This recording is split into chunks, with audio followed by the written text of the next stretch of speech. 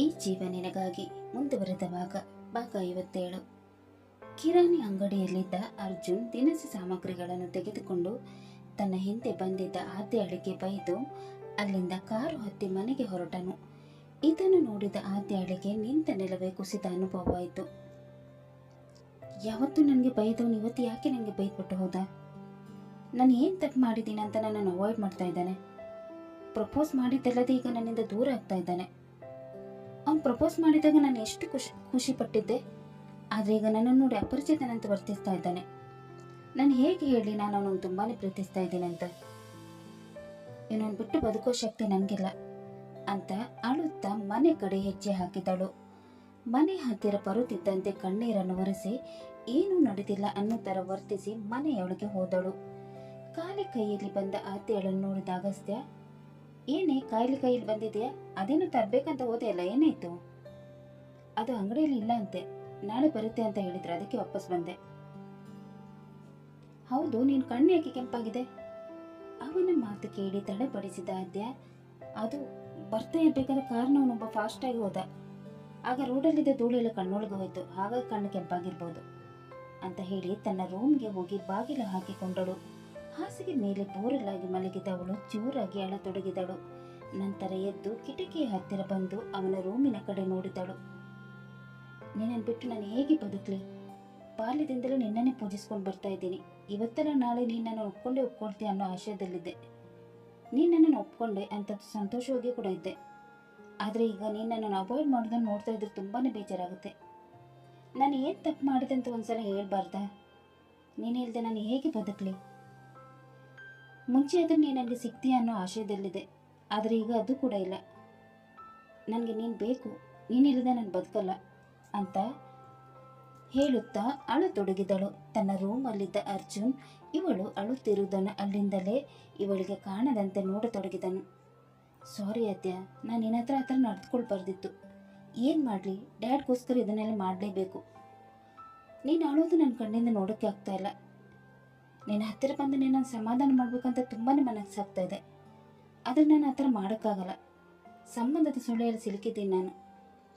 ಯಾರಿಗೂ ನನ್ನಿಂದ ತೊಂದರೆ ಆಗಬಾರ್ದು. ನನ್ನ ನಿರ್ಧಾರದಿಂದ ಒಬ್ಬರಿಗೆ ಒಳ್ಳೆಯದಾಗುತ್ತೆ ಅನ್ನೋದಾದ್ರೆ ನಾನು ನನ್ನ ಪ್ರೀತಿಯನ್ನು ತ್ಯಾಗ ಮಾಡೋಕ್ಕೂ ಕೂಡ ಸಿದ್ಧ. ಮತ್ತು ಯಾವತ್ತೂ ನಿನ್ನ ಲೈಫಲ್ಲಿ ನಾನು ಎಂಟ್ರಿ ಆಗಲ್ಲ. ನಾವೊಬ್ಬರು ಜೋಡಿ ಹಾಕೋದು ಆ ದೇವ್ರಿಗೂ ಕೂಡ ಇಷ್ಟ ಇಲ್ಲ ಅನಿಸುತ್ತೆ. ಅದಕ್ಕೆ ಪ್ರೀತಿ ಅರಳೋ ಮುನ್ನವೇ ಚೀಟಿ ಹಾಕ್ಬಿಟ್ಟೆ. ನಿನ್ನ ಮನೇಲಿ ಯಾರನ್ನು ತೋರಿಸ್ತಾರೋ ಅವರನ್ನೇ ಮದುವೆ ಆಗಿ ನೀನು. ಈ ಜನ್ಮದಲ್ಲಿ ನಾವಿಬ್ಬರು ಒಂದಾಗೋಕ್ಕೆ ಸಾಧ್ಯ ಇಲ್ಲ.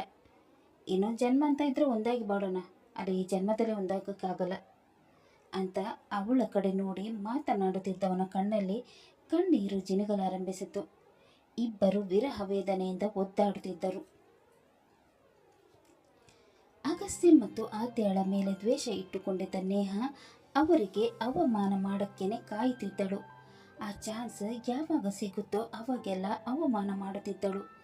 ಆದರೆ ಅವರಿಬ್ಬರು ಅದಕ್ಕೆ ಕ್ಯಾರೆ ಅನ್ನುತ್ತಿರಲಿಲ್ಲ. ಇದರಿಂದ ನೇಹ ಮತ್ತೆ ಮತ್ತೆ ಸಿಟ್ಟಾಗಿ ಮುಂದಿನ ಪ್ಲಾನ್ಗೋಸ್ಕರ ಕಾಯುತ್ತಿದ್ದಳು. ಅಗಸ್ತ್ಯನನ್ನು ಉರಿಸೋಕ್ಕೋಸ್ಕರ ಬೇಕಂತಲೇ ಸನ್ನಿಯ ಜೊತೆ ಅಂಟಿಕೊಂಡು ಇರುತ್ತಿದ್ದಳು. ಈ ವಿಷಯದಲ್ಲಿ ಮಾತ್ರ ಅಗಸ್ತ್ಯ ತುಂಬಾ ವೀಕ್ ಆಗುತ್ತಿದ್ದನು. ನೇಹಾಳನ್ನು ಮನಸಾರೆ ಪ್ರೀತಿಸಿದ್ದರಿಂದ ಅವನಿಗೆ ಇದನ್ನೆಲ್ಲ ನೋಡುವುದು ಕಷ್ಟವಾಗುತ್ತಿತ್ತು.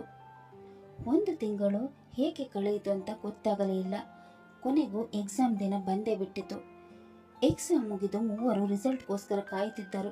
ಆ ದಿನವೂ ಕೂಡ ಬಂದು ಬಿಟ್ಟಿತು. ಗಗನ್, ಆದ್ಯ ಮತ್ತು ಅಗಸ್ತ್ಯ ರಿಸಲ್ಟ್ ನೋಡಲು ಬಂದಿದ್ದರು. ಆದ್ಯ ಮತ್ತು ಗಗನ್ಗೆ ಅವರು ಖಂಡಿತವಾಗಲೂ ಒಳ್ಳೆಯ ಸ್ಕೋರ್ ತೆಗೆದುಕೊಳ್ಳುತ್ತಾರೆ ಅನ್ನೋ ನಂಬಿಕೆ ಇತ್ತು. ಆದರೆ ಅಗಸ್ತ್ಯನಿಗೆ ತುಂಬಾನೇ ಗಾಬರಿಯಾಗುತ್ತಿತ್ತು. ಅವರು ಅಂದುಕೊಂಡಂತೆ ಆದ್ಯ ಮತ್ತು ಗಗನ್ ಡಿಸ್ಟಿಂಕ್ಷನ್ನಲ್ಲಿ ಪಾಸ್ ಆಗಿದ್ದರು. ಆದರೆ ಅಗಸ್ತ್ಯನಿಗೆ ಬರೀ ಪಾಸಿಂಗ್ ಮಾರ್ಕ್ಸ್ ಮಾತ್ರ ಬಂದಿತ್ತು. ಇದನ್ನು ನೋಡಿದ ಆದ್ಯ ಮತ್ತು ಗಗನ್ಗೆ ತುಂಬಾನೇ ಶಾಕ್ ಆಯಿತು. ಅಗಸ್ತ್ಯನ ಕಡೆ ನೋಡಿದ ಅವರು, ಅಗಸ್ತ್ಯ ಏನಿದು? ಯಾವಾಗಲೂ ಟಾಪರ್ ಆಗಿ ಹೊರಬರ್ತಿದ್ದವನು ಈಗ ಏನಾಯ್ತು ನಿಮಗೆ? ಬರೀ ಪಾಸಿಂಗ್ ಮಾರ್ಕ್ಸ್ ಬಂದಿದೆ, ಮನೇಲಿ ಗೊತ್ತಾದ್ರೆ ಏನು ಮಾಡ್ತೀಯಾ ಅಂತ ಗಗನ್ ಹೇಳಿದಾಗ ಅಗಸ್ತ್ಯನ ಮುಖ ಚಿಕ್ಕದಾಯಿತು. ಆಗ ಆದ್ಯ ಅವನನ್ನು ಸಮಾಧಾನ ಮಾಡಲು ಮುಂದಾದಳು. ಬ್ರೋ, ಫಸ್ಟ್ ಇಯರ್ ಅಲ್ವಾ, ಪರವಾಗಿಲ್ಲ ಬಿಡು, ನೆಕ್ಸ್ಟ್ ಟೈಮ್ ಚೆನ್ನಾಗಿ ಮಾಡ್ತಾನೆ. ಮನೇಲಿ ಇರೋ ವಿಷಯನ ಹೇಳಿದ್ರಾಯ್ತು. ಆದರೂ ಕ್ಲಾಸಿಗೆ ಟಾಪರ್ ಆಗಿದ್ದನ್ನು ಈ ರೀತಿ ಮಾರ್ಕ್ಸ್ ತೆಗೆದ ಅಂದರೆ ಏನು? ಇದೆಲ್ಲ ಅವಳಿಂದನೇ ಆಗಿರೋದು. ಅವಳು ಬೇಕಂತಲೇ ನಿನ್ನನ್ನು ಉರಿಸ್ತಾ ಇದ್ಲು. ನೀನು ಅವಳು ಗುಂಗಲ್ಲೇ ಇದ್ದು ಓದಿನ ಕಡೆ ಗಮನ ಕೊಟ್ಟಿಲ್ಲ ಅನ್ಸತ್ತೆ. ಅವಳಿಗೆ ಇದೇ ಕಣ ಬೇಕಾಗಿರೋದು. ನಿನ್ಗೆ ಎಷ್ಟು ಹೇಳಿದ್ರು ಅಷ್ಟೇ ಅಂತ ಹೇಳುತ್ತಿರಬೇಕಾದರೆ ನೇಹ ಮತ್ತು ಸನ್ನಿ ತಮ್ಮ ರಿಸಲ್ಟ್ ಚೆಕ್ ಮಾಡಲು ಬಂದರು. ಇಬ್ಬರು ಫಸ್ಟ್ ಕ್ಲಾಸಲ್ಲಿ ಪಾಸ್ ಆಗಿದ್ದರು. ಸಡನ್ ಆಗಿ ನೇಹಳ ದೃಷ್ಟಿ ಅಗಸ್ತ್ಯನ ರಿಸಲ್ಟ್ ಕಡೆ ಹೋಯಿತು. ಅವನ ರಿಸಲ್ಟ್ ನೋಡಿ ಅವಳು ಜೋರಾಗಿ ನಗತೊಡಗಿದಳು. ಇದನ್ನು ನೋಡಿದ ಸನ್ನಿ, ಏನಾಯ್ತು ನೇಹ, ಯಾಕೆ ನಗ್ತಾ ಇದೆಯಾ? ಇಲ್ಲಿ ನೋಡು, ದಿ ಗ್ರೇಟ್ ಕ್ಲಾಸ್ ಟಾಪರ್ ಅಗಸ್ತ್ಯನ ಮಾರ್ಕ್ಸ್ ಎಷ್ಟಿದೆ ಅಂತ. ಸನ್ನಿ ಅಗಸ್ತ್ಯನ ಮಾರ್ಕ್ಸ್ ನೋಡಿ ಜೋರಾಗಿ ನಗಲಾರಂಭಿಸಿದನು. ಇಬ್ಬರು ನಗುವುದನ್ನು ನೋಡಿ ಅಗಸ್ತ್ಯನಿಗೆ ಅವಮಾನವಾಗಿ ಅಲ್ಲಿಂದ ಹೊರಟು ಹೋದನು. ಗಗನ್ ಮತ್ತು ಆದ್ಯ ಅವನ ಹಿಂದೆನೆ ಹೋದರು. ಸಿಟ್ಟಲ್ಲಿ ಹೋದ ಅಗಸ್ತ್ಯ ಒಂದು ಕಡೆ ಕುಳಿತುಕೊಂಡನು. ಆಗ ಆದ್ಯ ಅವನ ಹತ್ತಿರ ಬಂದು, ಆಗೋಯ್ತು, ನೆಕ್ಸ್ಟ್ ಇಯರ್ ಚೆನ್ನಾಗಿ ಸ್ಕೋರ್ ಮಾಡು. ಅವರಿಬ್ಬರು ನಕ್ಕರು ಅಂತ ನೀನು ತಲೆ ಕೆಡಿಸ್ಕೋಬೇಡ. ನೀನು ಈ ಥರ ಬಿಹೇವ್ ಮಾಡಿದರೆ ಅವಳು ಮತ್ತೆ ನೀನನ್ನು ಡೌನ್ ಮಾಡೋಕ್ಕೆ ನೋಡ್ತಾಳೆ. ಅವಳಿಗೆ ಬೇಕಾಗಿರೋದು ಅದೇನೆ. ನೀನು ಈ ಕಾಲೇಜಿನಿಂದ ಹೊರಗೋಗಬೇಕು ಅನ್ನೋದೇ ಅವಳ ಉದ್ದೇಶ. ಹೌದು ಅಗಸ್ತ್ಯ, ಅವಳು ಇದನ್ನೆಲ್ಲ ನೀನು ಕುಗ್ಗಲಿ ಅಂತಲೇ ಮಾಡ್ತಾ ಇರೋದು. ನೀನು ಇನ್ನು ಮುಂದೆ ಅವಳಿದ್ರೆ ಏನೂ ಆಗಿಲ್ಲ ಅನ್ನೋ ಥರ ವರ್ತಿಸಬೇಕು. ಅವಳಿಗೆ ತಕ್ಕ ಪಾಠ ಕಲಿಸಬೇಕು. ಅವರಿಬ್ಬರ ಮಾತು ಕೇಳಿ ಅಗಸ್ತ್ಯನ ಮನೋಬಲ ಸ್ವಲ್ಪ ಮಟ್ಟಿಗೆ ಹೆಚ್ಚಾಗತೊಡಗಿತು. ನೀವಿಬ್ಬರು ಹೇಳೋದು ಸರಿನೇ ಇದೆ, ಆದರೆ ಈ ಮಾರ್ಕ್ಸ್ ತಗೊಂಡು ನಾನು ಅಪ್ಪ ಅಮ್ಮನನ್ನು ಹೇಗೆ ಫೇಸ್ ಮಾಡಲಿ? ಅವ್ರು ನನ್ನಿಂದ ಅಪ್ಸೆಟ್ ಆಗಿಬಿಡ್ತಾರೆ. ನಾನು ಅವ್ರಿಗೆ ಒಳ್ಳೆ ಮಗ ಆಗಿಲ್ಲ. ಇದರಲ್ಲಿ ಹೇಳ್ಬೇಡಾಗು. ಅಪ್ಪ ಅಮ್ಮನಿಗೆ ಇರೋ ವಿಷಯ ಹೇಳು, ಅವ್ರು ಏನೂ ಅನ್ನಲ್ಲ. ಹೌದು ಅಗಸ್ತ್ಯ, ಆದ್ರೆ ಸರಿಯಾಗಿ ಹೇಳ್ತಾ ಇದ್ದಾಳೆ. ಆಂಟಿ ಅಂಕಲ್ ನಿನ್ನನ್ನು ಖಂಡಿತ ಅರ್ಥ ಮಾಡ್ಕೊಳ್ತಾರೆ. ರಿಸಲ್ಟ್ ಬಗ್ಗೆ ನೀನು ಇವತ್ತೇ ಆಂಟಿ ಅಂಕಲ್ಗೆ ಹೇಳ್ಬೇಡಿ, ಎಲ್ಲ ಸರಿ ಹೋಗುತ್ತೆ. ಸರಿ, ನಿಮ್ಮಿಬ್ಬರಿಗೆ ಏನು ಅನ್ಸುತ್ತೆ ಅದನ್ನೇ ಮಾಡೋಣ ಅಂತ ಹೇಳಿದ ನಂತರ ಎಲ್ಲರೂ ಮನೆ ಕಡೆ ಹೊರಟರು. ಇತ್ತ ಅಗಸ್ತ್ಯನ ಮಾರ್ಕ್ಸ್ ನೋಡಿ ಖುಷಿಪಟ್ಟ ನೇಹ, ನೋಡಿದೆ ಸನ್ನಿ, ನಾನು ಮಾಡಿರೋ ಕೆಲಸದಿಂದ ಅವನು ಎಲ್ಲಿ ಬಂದ್ಬಿಟ್ಟ ಅಂತ. ನಮ್ಮಿಬ್ಬರ ಜೊತೆಯಲ್ಲಿ ನೋಡಿ ಅವನಿಗೆ ಸಹಿಸ್ಕೊಳ್ಳೋಕ್ಕೆ ಆಗಲ್ಲ ಅಂತ ನನಗೆ ಗೊತ್ತಿತ್ತು. ಅದಕ್ಕೇ ಅವನ ಎದುರು ಬೇಕಂತಲೇ ನಿನಗೆ ಹತ್ತಿರ ಆಗ್ತಾ ಇದ್ದದ್ದು. ತುಂಬ ಎಗರಾಡ್ತಾ ಇದ್ದಲ್ವಾ, ಈಗ ನೋಡಿ ಹೇಗೆ ಸೈಲೆಂಟ್ ಆಗಿದ್ದಾನಂತ. ಅದಂತೂ ನಿಜ, ಇವತ್ತು ಫುಲ್ ಸೈಲೆಂಟ್ ಆಗಿಬಿಟ್ಟಿದ್ದಾನೆ. ಅವನ ಮುಖ ನೋಡಿದಾಗ ತುಂಬಾ ಖುಷಿ ಆಗ್ತಾ ಇತ್ತು. ನಮ್ಮನ್ನು ಎದುರು ಹಾಕ್ಕೊಂಡ್ರೆ ಏನಾಗುತ್ತೆ ಅಂತ ಅವನಿಗೆ ಈಗ ಗೊತ್ತಾಗಿದೆ ಅನ್ಸುತ್ತೆ. ಅದಕ್ಕೆ ಏನು ಹೇಳಿದೆ ಸುಮ್ಮನೆ ಹೊರಟೋದ.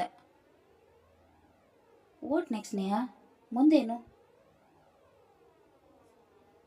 ಈ ಸಲ ಅವನು ಜಸ್ಟ್ ಪಾಸ್ ಆಗಿದ್ದಾನೆ. ನೆಕ್ಸ್ಟ್ ಇಯರ್ ಅವನು ಫೇಲ್ ಆಗಬೇಕು, ಆ ಥರ ಏನಾದರೂ ಮಾಡಬೇಕು. ಶ್ರೀಮಂತರು ಓದೋ ಕಾಲೇಜಲ್ಲಿ ಟಾಪರ್ ಆಗಿ ಸರ್ವೈವ್ ಆಗ್ತಾನಂತ ಅಂದ್ಕೊಂಡಿದ್ದ. ಈಗ ನೋಡು ನಾನು ಅವನನ್ನು ಎಲ್ಲಿಗೆ ತಂದು ನಿಲ್ಲಿಸಿದ್ದೀನಂತ. ಈ ನೇಹ ಮನಸ್ಸು ಮಾಡಿದ್ರೆ ಏನು ಬೇಕಾದರೂ ಮಾಡ್ತಾಳೆ. ಅಂಥದ್ರಲ್ಲಿ ಇವನು ಯಾವ ಲೆಕ್ಕ? ಹೋಗ್ತಾ ಹೋಗ್ತಾ ಈ ನೇಹ ಏನು ಮಾಡ್ತಾಳೆ ಅಂತ ನೀನೇ ನೋಡ್ತಾ ಇರು. ಈ ಕಾಲೇಜಿಗೆ ಯಾಕೆ ಜಾಯ್ನ್ ಆದ್ನೋ ಅಂತ ಅವನಿಗೆ ಅನ್ನಿಸ್ಬೇಕು, ಆ ಥರ ಮಾಡ್ತೀನಿ. ನೀನು ಏನು ಮಾಡ್ತೀನಿ ಅದಕ್ಕೆ ಪೂರ್ತಿ ಬೆಂಬಲ ನಾನು ನೀನು ಕೊಡ್ತೀನಿ.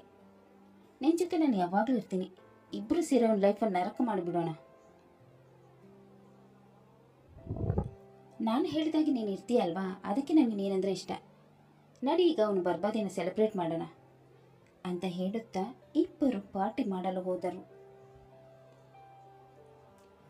ಮನೆಗೆ ಬಂದ ಅಗಸ್ತ್ಯನಿಗೆ ತನ್ನ ತಾಯಿಯನ್ನು ಎದುರಿಸಲಾಗಲಿಲ್ಲ. ತಾನು ಜಸ್ಟ್ ಪಾಸ್ ಆಗಿರೋ ವಿಷಯವನ್ನು ತನ್ನ ತಾಯಿ ಹತ್ತಿರ ಹೇಗೆ ಹೇಳುವುದು ಅಂತ ಒತ್ತಾಡುತ್ತಿದ್ದನು. ತನ್ನ ತಂದೆಗೂ ಈ ವಿಷಯ ಗೊತ್ತಾಗಲಿ ಅಂತ ಅವರು ಕೆಲಸದಿಂದ ಬರುವ ತನಕ ಕಾಯತೊಡಗಿದನು. ರಾತ್ರಿಯ ಹೊತ್ತು ಎಲ್ಲರ ಊಟ ಆದ ಮೇಲೆ ಅಭಿಷೇಕ್, ಐಶ್ವರ್ಯ ಮತ್ತು ನೀಲಮರವರು ಹಾಲಲ್ಲಿ ಕೂತು ಮಾತನಾಡುತ್ತಿದ್ದರು. ಆಗ ಆದ್ಯ ಮತ್ತು ಅಗಸ್ತ್ಯ ಅಲ್ಲಿಗೆ ಹೋಗಿ ಅವರ ಜೊತೆ ಕುಳಿತುಕೊಂಡರು. ಅಗಸ್ತ್ಯನ ಕಡೆ ನೋಡಿದ ಅಭಿಷೇಕ್ ರವರು, ಅಗಸ್ತ್ಯ, ರಿಸಲ್ಟ್ ಇನ್ನು ಬಂದಿಲ್ವಾ? ಇವತ್ತೇ ರಿಸಲ್ಟ್ ಬಂದಿರೋದಪ್ಪ, ಅದನ್ನೇ ಹೇಳೋಣ ಅಂತ ಬಂದ್ವಿ. ಈ ಮಾತು ಕೇಳಿದ ಐಶ್ವರ್ಯರವರು ಖುಷಿಗೊಂಡು, ನನ್ನ ಮಕ್ಕಳಿಬ್ಬರು ಟಾಪಲ್ಲಿ ಇರ್ತಾರಂತ ನನಗೆ ಗೊತ್ತು. ಈ ಸಲ ಚೆನ್ನಾಗಿ ಮಾರ್ಕ್ಸ್ ತಗೊಂಡಿದ್ದೀರಲ್ವಾ? ಅಮ್ಮ, ಆದ್ಯ ಚೆನ್ನಾಗಿ ಸ್ಕೋರ್ ಮಾಡಿದ್ದಾಳೆ, ಆದರೆ ನೀನು ಏನಾಯ್ತು ನಿಂಗೆ? ಚೆನ್ನಾಗಿ ಸ್ಕೋರ್ ಮಾಡಿಲ್ವಾ? ಅಮ್ಮ, ಅದು ನಾನು ಜಸ್ಟ್ ಪಾಸ್ ಆಗಿರೋದು. ಈ ಮಾತು ಕೇಳಿ ಮೂವರಿಗೂ ಒಂದು ಕ್ಷಣ ಶಾಕ್ ಆಯಿತು. ಏನು ಹೇಳ್ತಾ ಇದೆಯಾ? ಜಸ್ಟ್ ಪಾಸ್ ಆಗಿದೆಯಾ? ಚೆನ್ನಾಗಿ ಓದೋದು ತಾನೆ? ಅಷ್ಟೊಂದು ಕಷ್ಟ ಇತ್ತ ಎಕ್ಸಾಮ್? ತಾಯಿಯ ಮಾತು ಕೇಳಿ ಅಗಸ್ತ್ಯನ ಮುಖ ಚಿಕ್ಕದಾಯಿತು. ಇದನ್ನು ಗಮನಿಸಿದ ಅಭಿಷೇಕ್ ರವರು, ಹೋಗ್ಲಿ ಬಿಡು ಐಶು, ಈ ಸಲ ಸ್ಕೋರ್ ಮಾಡಿದ್ದಲ್ಲದ್ರೆ ಏನಂತೆ, ನೆಕ್ಸ್ಟ್ ಟೈಮ್ ಚೆನ್ನಾಗಿ ಸ್ಕೋರ್ ಮಾಡ್ತಾನೆ. ಎಕ್ಸಾಮ್ ಟೆನ್ಷನಲ್ಲಿ ಎಲ್ಲ ಮರ್ತಿರ್ಬೇಕು, ಅದಕ್ಕೆ ಹೀಗಾಗಿರ್ಬೋದು. ಇಲ್ಲ ಅಪ್ಪ, ಎಕ್ಸಾಮ್ ಟೆನ್ಷನ್ನಿಂದ ಆಗಿರೋದಲ್ಲ, ನಾನು ಮಾಡಿದ ತಪ್ಪಿನಿಂದ ಎಲ್ಲ ಆಗಿರೋದು. ಈ ಮಾತು ಕೇಳಿ ನೀಲಮ್ಮರವರಿಗೆ ಎಲ್ಲ ಅರ್ಥವಾಯಿತು. ಏನು ಹೇಳ್ತಾ ಇದೆಯಾ ನೀನು? ಏನು ತಪ್ಪು ಮಾಡಿದೆ ಅಂತ ಅವರು ಹೇಳಿದಾಗ ಅಗಸ್ತ್ಯ ನಡೆದಿದ್ದ ವಿಷಯವನ್ನೆಲ್ಲ ಅವರಿಗೆ ತಿಳಿಸಿದನು. ವಿಷಯ ತಿಳಿದ ಅವರಿಬ್ಬರಿಗೆ ತುಂಬಾನೇ ಶಾಕ್ ಆಯಿತು. ಇದನ್ನೆಲ್ಲ ನಮಗೆ ಮೊದಲೇ ಯಾಕೆ ಹೇಳಿಲ್ಲ? ಅಳಿಯಂದ್ರೆ ನಿಮ್ಮಿಬ್ಬರಿಗೆ ಹೇಳಬೇಡ ಅಂತ ನಾನೇ ಹೇಳಿದ್ದು. ಯಾಕಮ್ಮ ನೀವು ಈ ರೀತಿ ಮಾಡಿದ್ರೆ? ಅವರ ಹತ್ರ ಹೇಳೋದು ಬೇಡ, ಅಟ್ಲೀಸ್ಟ್ ನನ್ನ ಹತ್ರ ಆದ್ರೆ ಹೇಳ್ಬೋದಿತ್ತಲ್ವಾ? ಐಶ್ವರ್ಯ, ನೀವಿಬ್ರು ವಿಷಯ ತಿಳಿದು ಟೆನ್ಷನ್ ಮಾಡ್ಕೋತೀರಾ ಅಂತ ನಿಮ್ಮಿಬ್ರು ಹೇಳಿಲ್ಲ ಕಣೆ. ಹೇಳದೆ ಇದ್ದಿದ್ರಿಂದ ಯಾವ ರೀತಿ ಅನಾಹುತ ಆಯ್ತು ನೋಡಿ. ಜಸ್ಟ್ ಪಾಸ್ ಆಗಿದ್ದಾನೆ, ಈ ತರ ಆದ್ರೆ ಹೇಗೆ? ಐಶು, ಆಗಿದ್ದ ಹಾಗೆ ಎತ್ತು ಬಿಡು. ಈಗ ವಿಷಯ ಗೊತ್ತಾಯ್ತಲ್ವಾ, ಮುಂದಕ್ಕೆ ಏನ್ ಮಾಡ್ಬೇಕಂತ ನೋಡೋಣ ಅಂತ ಹೇಳಿದ ಅವರು ಅಗಸ್ತ್ಯನ ಹತ್ತಿರ ಬಂದು, ಲವ್ ಮಾಡೋದ್ರಲ್ಲಿ ಏನು ತಪ್ಪಿಲ್ಲ. ಆದರೆ ಯಾರನ್ನು ಪ್ರೀತಿಸ್ತಾ ಇದ್ದೀವೋ ಅವರು ಎಂಥವ್ರು ಅಂತ ಮೊದಲು ತಿಳ್ಕೊಂಡು ಆಮೇಲೆ ಲವ್ ಮಾಡಬೇಕು. ನಾನು ಮತ್ತೆ ನಿನ್ನಮ್ಮ ಲವ್ ಮಾಡಿನೇ ಮದುವೆ ಆಗಿರೋದು. ಚಾಯ್ಸ್ ಚೆನ್ನಾಗಿದ್ರೆ ಎಲ್ಲನೂ ಚೆನ್ನಾಗಿರುತ್ತೆ. ಓದೋ ಟೈಮಲ್ಲಿ ಓದಬೇಕು, ಲವ್ ಮಾಡೋ ಟೈಮಲ್ಲಿ ಲವ್ ಮಾಡಬೇಕು. ಓದಿ ಒಂದರಲ್ಲೇ ಕೆಲಸ ಗಿಟ್ಟಿಸ್ಕೊಂಡು ಆಮೇಲೆ ಬೇಕಾದ್ರೆ ಲವ್ ಮಾಡು. ಆದರೆ ಈಗ ಅಲ್ಲ, ಆಗಿದ್ದಾಗ ಹೋಯ್ತು, ಅದನ್ನೆಲ್ಲ ಕೆಟ್ಟ ಕನಸು ಅಂತ ಬರ್ತು ಬಿಡು.